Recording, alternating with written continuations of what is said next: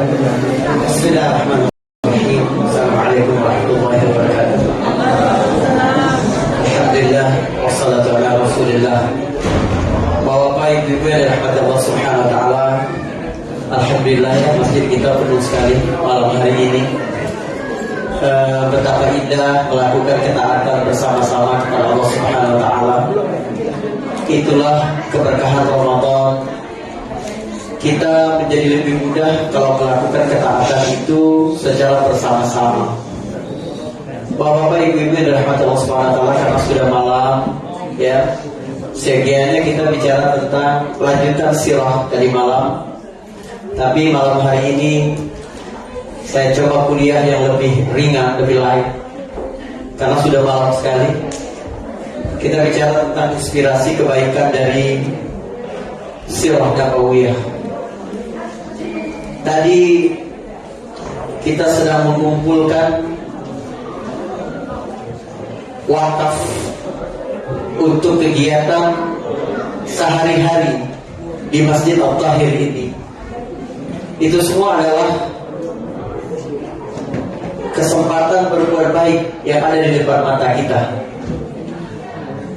Pada saat Qiyam Ramadan tadi, Imam membacakan di antaranya adalah awal juz keempat, lan tanalul birra hatta tunfiqu mimma tuhibbun. Tidak mungkin kamu sampai kepada derajat baik kecuali kamu berinfak dengan apa yang kamu masih cintai. Ini menarik sekali. Ketika ayat ini diturunkan, ayah tiri Anas bin Malik, yaitu Abu Talhah, datang ke Nabi Sallallahu Alaihi Wasallam. Dia berkata, ya Rasulullah, Allah sudah menurunkan ayat, tidak mungkin mencapai derajat baik kecuali orang yang menginfakkan harta yang dia suka. Dan harta yang paling aku cintai, kata Abu Talha, adalah sumurku Bayruha. Jadi Abu Talha itu punya sumur yang airnya jernih sekali di sebelah utara Masjid Nabawi. Nabi biasa kalau mau sholat, kadang Nabi mampir ke situ dulu, mengambil air dari situ dan minum dari situ. Saking jernihnya air Sungai Bayruha. Punya sumur di zaman itu ya. Pada masa itu, di tengah padang pasir yang tandus, itu punya kekayaan yang luar biasa.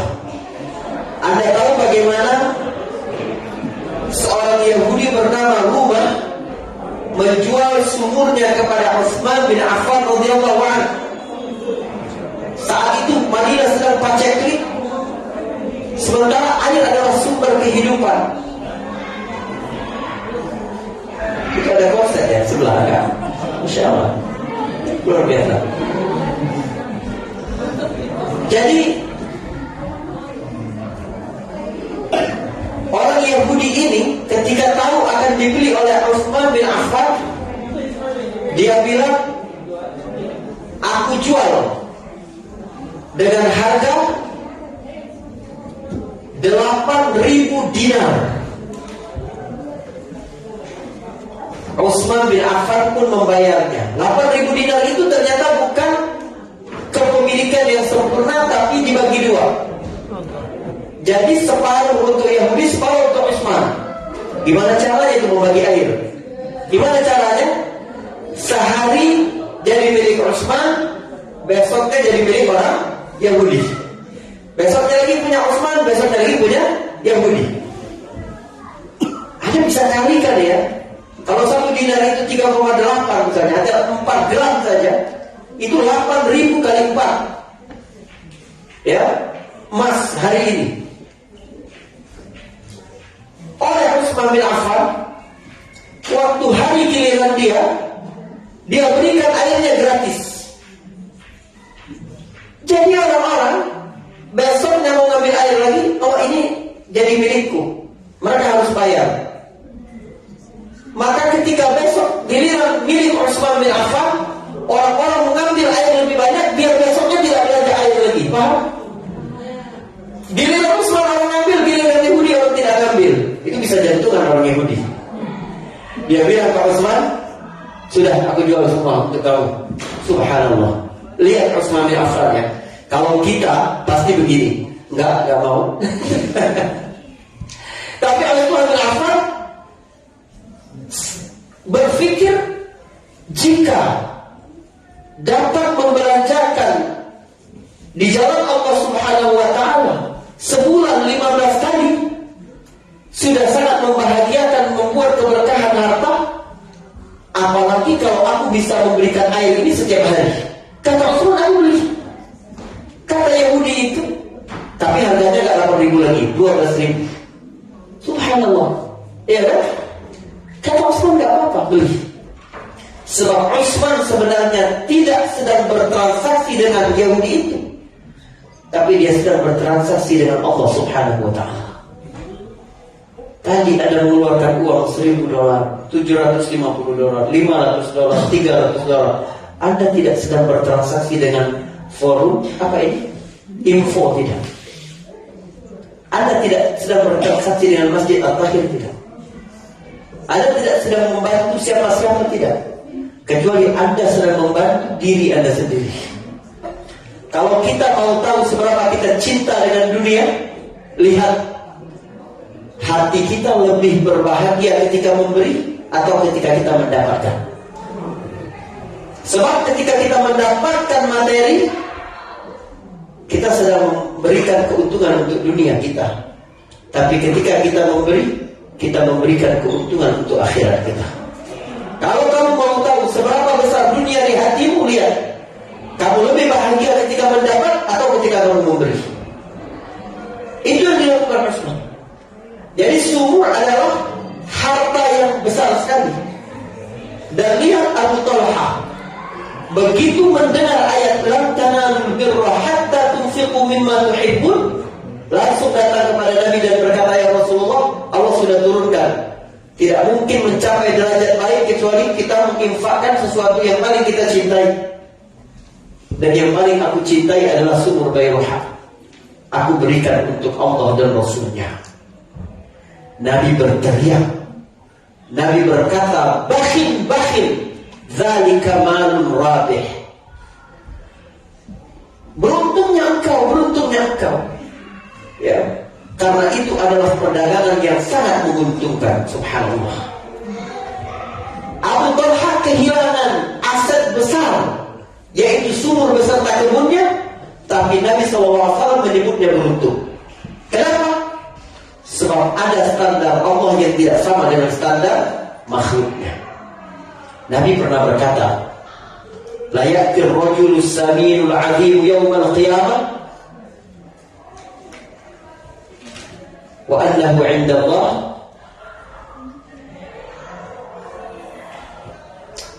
lupa saya matan hadisnya. Seseorang laki-laki yang agung besar pada hari kiamat nanti didatangkan kepada Allah, la ya'jilu 'inda Allah janaha ba'udatin. Di sisi Allah tidak ada artinya dia kecuali seperti sebelah sayap nyamuk. Jadi di mata manusia ini orang agung, di mata manusia ini orang besar, penting. Tapi di sisi Allah dia tidak bermakna apa-apa. Ada standar Allah dan ada standar makhluknya. Manusia yang tidak tertipu dengan dunianya mengejar standar Allah. Abdullah bin Mas'ud, seorang laki-laki yang betisnya kecil. Waktu dia naik kurma, sahabat-sahabat lain tertawa ketika melihat betisnya tersingkap. Merah muka Rasulullah dan berkata, demi Allah, betis Ibnu Mas'ud itu di sisi Allah lebih berat daripada gunung Uhud. Allah punya penilaian yang berbeda dengan manusia. Maka kita fokus kepada situ. Ketika Abu Talha memberikan kepada Nabi SAW jadi wakaf untuk Allah dan Rasulullah SAW, maka itu adalah peninggalan yang menguntungkan untuk Abu Talha. Saudara, yang kita keluarkan malam ini untuk masjid ini, kita tidak tahu. digunakan untuk kegiatan-kegiatan, masjid ini dibuka, lalu ada satu hati yang takut kepada Allah Subhanahu wa Ta'ala, merasa resah dengan dosa-dosa yang dia miliki, dia datang masuk ke dalam masjid ini, lalu bersujud kepada Allah Subhanahu wa Ta'ala, menangis dia di situ.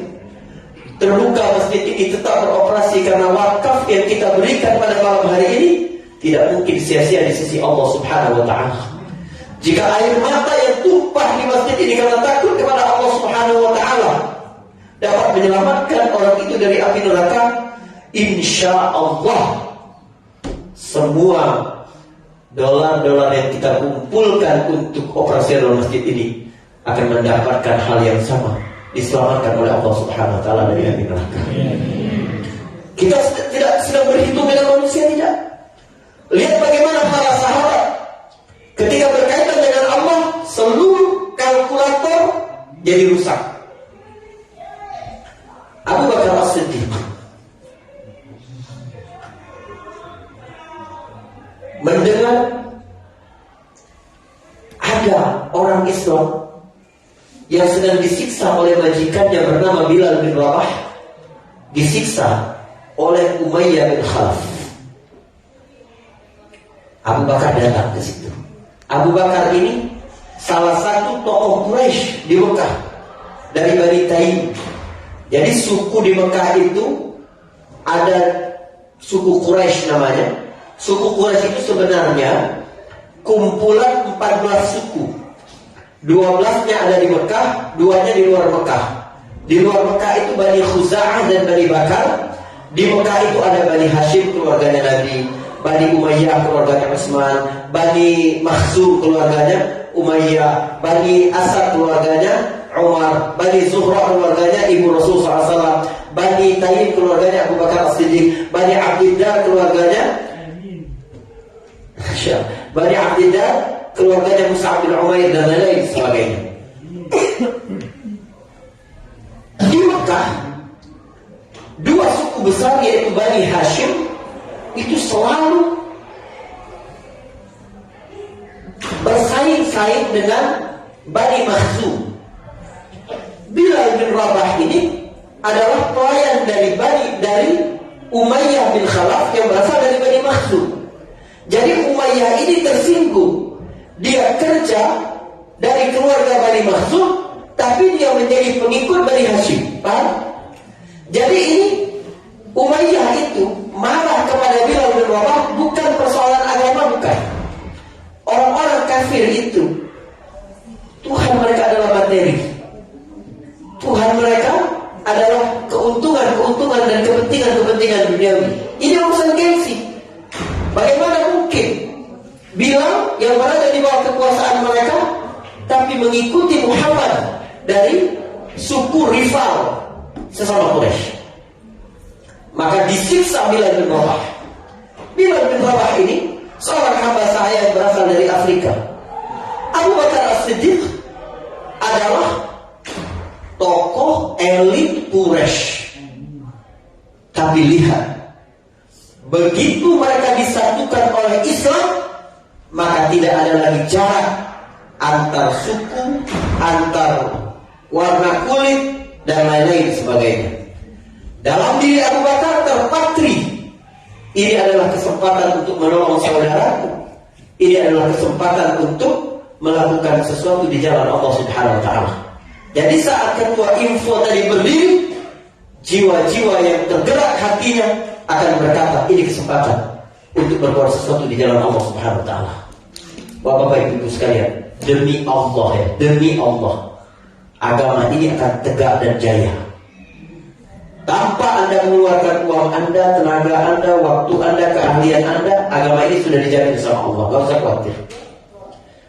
Tapi betapa menyedihkan ketika agama ini mencapai tingkat kejayaannya, tidak ada satupun peran kita di dalamnya. Nauzubillah min dzalik.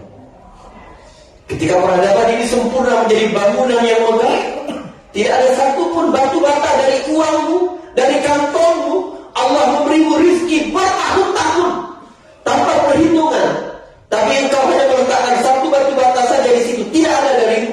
Ya Allah, rugi sekali hari itu. Kalau agama ini pasti kita yang butuh agama. Abu Bakar datang melihat Bilal bin Rabah sedang disiksa. Kata Abu Bakar, Umayyah, aku beli Bilal bin Rabah. Sebab Bilal adalah hamba saya. Gak berhak Abu Bakar As-Siddiq untuk mencegahnya. Hamba saya itu zaman dulu, bapak-bapak, ibu-ibu, itu properti, kepemilikan, SHM, surat hak milik.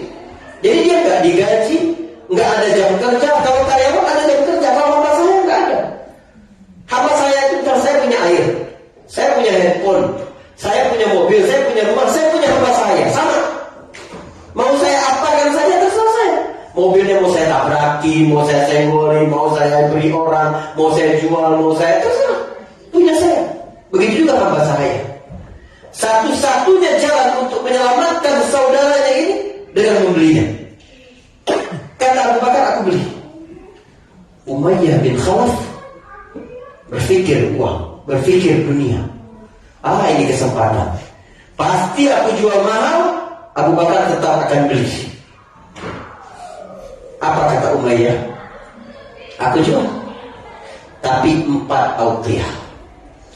1 auqiyah itu setara dengan 40 dirham. Padahal pasaran hamba saya ketika itu sekitar 1 atau 1,5 auqiyah. Tapi dia jual 4 auqiyah. Dan perhatikan, Umayyah sedang berbicara dengan siapa? Berbicara dengan Abu Bakar As-Siddiq, seorang pengusaha sukses, pedagang yang luar biasa. Artinya seorang pedagang, Anda tahu pedagang, kemana-mana kalkulatornya dalam kepala. Dia selalu berpikir untung apa rugi.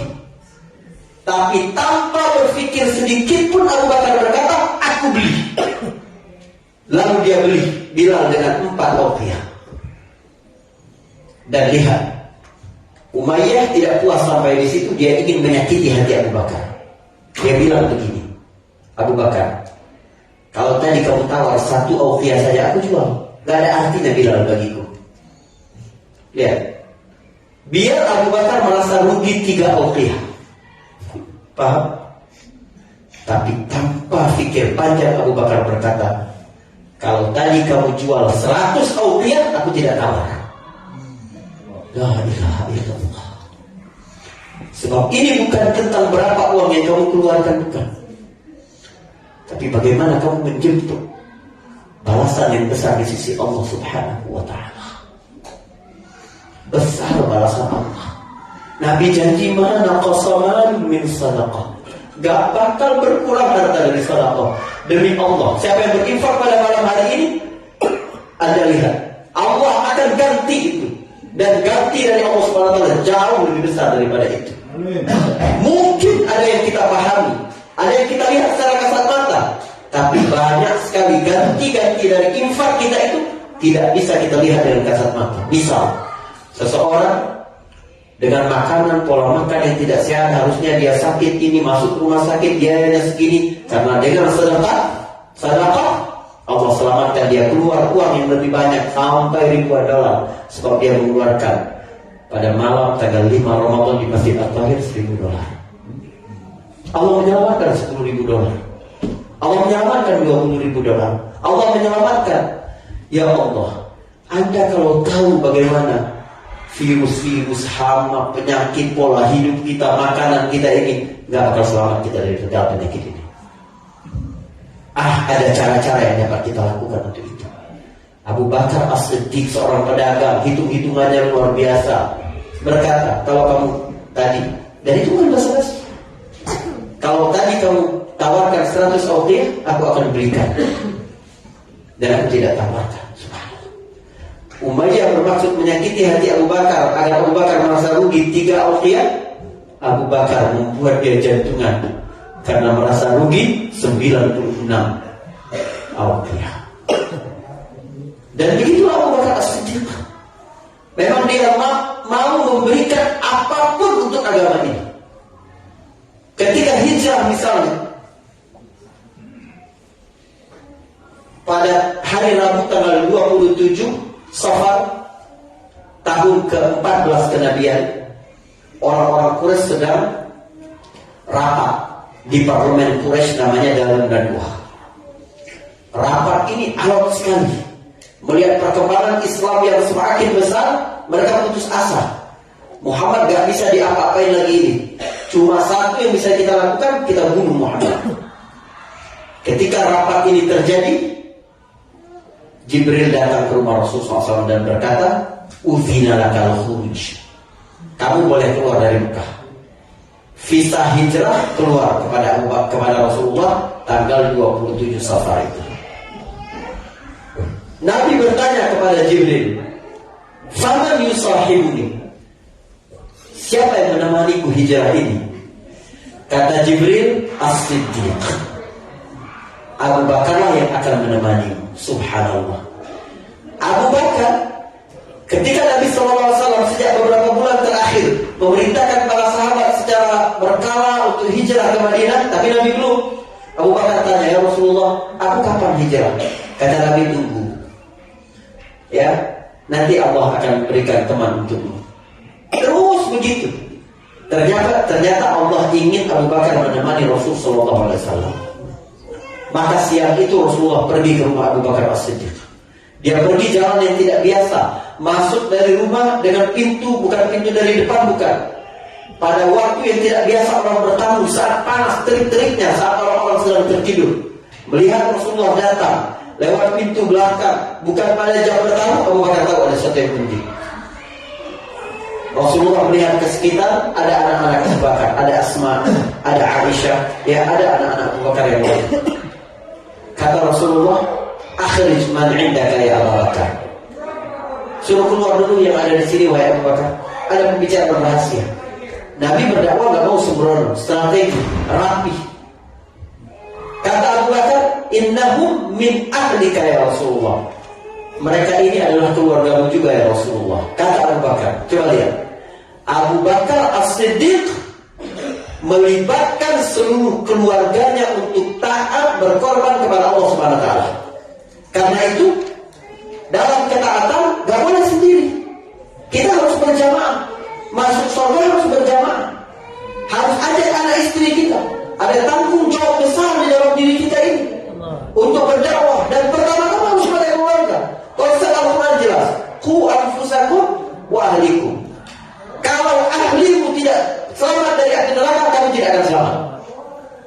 Harus dirimu dan keluargamu itu satu paket. Subhanallah. Dan ingat, ahlikum itu, kata ahlikum itu pertama-tama merujuk kepada istri, baru kepada anak. Ini isyarat dari Al-Quran agar sukses mendidik anak, kuncinya berbuat baik kepada istri. Banyak sekali orang curhat ke saya, konsultasi ke saya, anaknya begini. Yang pertama-tama saya tanyakan apa? Bagaimana hubungan bapak dengan istri? Banyak sekali tidak beres gara-gara itu. Karena itu ketika kita berdoa untuk keluarga, Rabbana hablana min azwajina wa dzurriyyatina. Harus hubungan dengan istri, dengan suami dulu yang dibereskan. Maka akan beres sendiri urusan dengan anak-anak. Kalau itu gak akan bisa. Abu Bakar As-Siddiq berkata kepada Nabi, "Innahum min ahlika ya Rasulullah." Itu juga keluarga ya Rasulullah. Mengajak taat sekeluarga. Jadi kalau tadi ada dari Yus ikut menyumbang gitu, subhanallah, saya salut sama orang tuanya. Bagaimana orang tuanya membuat anaknya di negara minoritas Muslim ini cinta kepada masjid, ingin datang kepada masjid, dan tergerak hatinya untuk berbuat sesuatu di jalan agama ini. Ya Allah, semoga Allah berkahi keluarga kita semua. Kata Rasulullah, "Uzina liyal khuruj." Akhirnya Rasulullah berkata terus terang kepada Abu Bakar, "Visa hijrah sudah keluar," kata Nabi. Kata Nabi, "Aku sudah keluar izin untuk hijrah." Yang pertama kali keluar dari mulut Abu Bakar As-Siddiq ketika tahu sudah ada perintah untuk hijrah. Perhatikan Bapak Ibu, ini perintah hijrah ya, bukan wisata. Kalau wisata itu senang-senang, bahagia, ya kan? Piknik, lalu kembali lagi ke rumah. Ini hijrah. Tidak tahu bakal balik lagi ke Mekah atau tidak. Dan mereka sedang dalam keadaan terancam. Ini adalah perjalanan paling bahaya dalam sejarah Nabi SAW. Jauh ke Madinah itu. Tapi lihat Abu Bakar As-Siddiq. Kalimat pertama yang keluar dari mulutnya begitu Nabi berkata, sudah keluar izin untuk hijrah, Abu Bakar berkata, as-suhbatu ya Rasulullah. Aku yang menemaninya ya Rasulullah. Dia menawarkan diri untuk menemani Nabi SAW. Abu Bakar itu seorang pedagang besar. Artinya di Mekah itu pasti banyak urusan bisnisnya masih belum kelar, invoice yang belum selesai, paket-paket yang belum dikirim. Bisnismen. Jangan berpikir kita sibuk hari ini, orang-orang zaman dulu tidak sibuk. Jangan. Tapi di tengah kesibukan mereka meluangkan waktunya untuk agama, meluangkan tenaganya untuk agama, mengorbankan segala hidupnya untuk agama. Abu Bakar tanpa pikir panjang berkata, as-suhbah ya Rasulullah. Biar aku ya Rasulullah menemani. Menemani perjalanan paling bahaya dalam kehidupan ini. Rasulullah menjawab, as-suhbah. Ya, engkau yang akan menemani. Abu Bakar menangis sesungguhkan. Sampai kata Aisyah, aku belum pernah melihat orang yang menangis saking bahagianya seperti tangisan Abu Bakar As-Siddiq pada hari itu. Jadi Bapak Ibu sekalian, berbahagialah Allah yang menggerakkan hati kita untuk datang ke masjid pada malam hari ini. Berbahagialah ya, ada orang-orang yang berjuang meluangkan waktunya mengurus masjid ini, lalu mengajak kita untuk sama-sama melibatkan diri kita berbuat sesuatu untuk Allah Subhanahu wa Ta'ala. Ya, tidak ada artinya sama sekali apa yang telah kita keluarkan itu dengan apa yang kita akan terima dari sisi Allah Subhanahu wa Ta'ala. Ya, mungkin ini barakallahu fikum bermalam. Saya nggak mau menyiksa antum lebih banyak lagi, ya kan? Udah hampir jam 11 gitu ya. Saya juga perlu ngopi sepertinya. Subhanallah. Ya, kita ini sebenarnya kalau subuh ada cerita-cerita menarik dari Al-Quran ya. Kita mulai kisah Ashabul Kahfi, kemudian nanti kisah Musa dan Khidir gitu. Tapi saya coba relate dengan kehidupan kita sehari-hari. Jadi kalau ibu nggak bisa ke masjid, bisa dengar di YouTube atau di Facebooknya juga ya, insya Allah gitu. Tapi kalau mau datang ke sini, insya Allah sama-sama kita silaturahim dan sama-sama niatkan i'tikaf juga di masjid, ya, tempat yang paling dicintai oleh Allah di muka bumi ini. Insya Allah ya, kita jaga wakaf kita bersama ini untuk legasi kita, untuk asar yang kita tinggalkan, warisan baik yang kita tinggalkan bagi generasi-generasi berikutnya. Kita tidak tahu dari masjid ini muncul ya orang yang kemudian akan memberikan manfaat besar bagi manusia, dan kita dapat kecipratan pahalanya karena ada harta yang kita titipkan di sini, tidak akan hilang ya sekecil apapun yang kita keluarkan untuk Allah Subhanahu wa Ta'ala. Subhanallah wa bihamdik, asyhadu an la ilaha illa anta, astaghfiruka wa atubu ilaik. Apa yang kita doakan ya untuk para donatur juga insya Allah ya, dan doa untuk kita semua insya Allah. Bismillahirrahmanirrahim. Alhamdulillahirabbil alamin. Allahumma shalli ala Muhammad wa ala ali Muhammad. Allahumma inna nas'aluka ridhakal jannah wa na'udzubika min sakhatikal nar. Allahumma inna nas'aluka al-huda wat tuqa wal 'afaf wal ghina wa nas'aluka makarimal akhlaq. اللهم إنا نسألك العفو والعافية في الدنيا والآخرة. اللهم إنا نسألك العفو والعافية في ديننا ودنيانا وأهلنا ومالنا. اللهم استر عوراتنا وآمن روعاتنا، واحفظنا من بين أيدينا ومن خلفنا وعن يميننا وعن شمالنا ومن فوقنا، ونعوذ بك أن نغتال من تحتنا. اللهم اخلف من أنفق، اللهم اخلف من أنفق، اللهم اخلف من أنفق. اللهم إنك عفو تحب العفو فاعف عنا. اللهم اجعلنا من عتقائك من النار. اللهم اعتق رقابنا ورقاب آبائنا وأمهاتنا وأجدادنا وجداتنا وأعمامنا وعماتنا وأخوالنا وخالاتنا ومعلمينا وإخواننا وأخواتنا وأولادنا يا الله من النار أجمعين. اللهم تقبل منا إنك أنت السميع العليم. اللهم تقبل منا إنك أنت السميع العليم.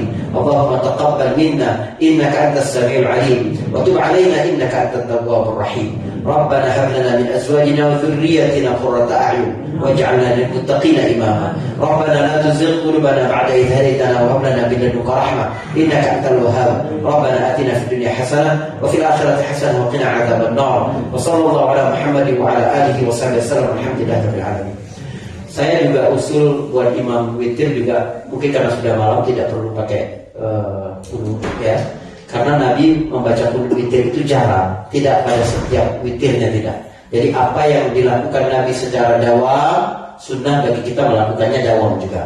Tapi apa yang dilakukan oleh Nabi secara jarang-jarang, maka sunnah juga kita mengikutinya jarang-jarang, tidak membuatnya dawam pula ya. Itu cara kita menegakkan sunnah Nabi SAW.